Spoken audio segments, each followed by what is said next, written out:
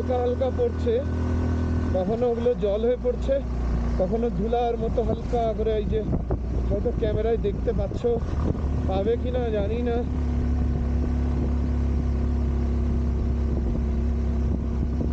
মেঘ পরপর নিচে নেমে আসছে। এখন যদি আমরা ওই পাশে থাকতাম লুঙ্গরাতে, মেবি একটু বরফ হয়তো পেতাম।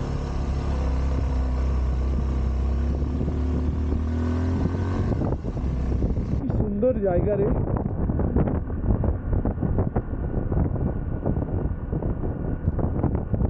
এখানে মানুষজন থাকতে পারে না, এই জন্য এখানে বাড়িও করা।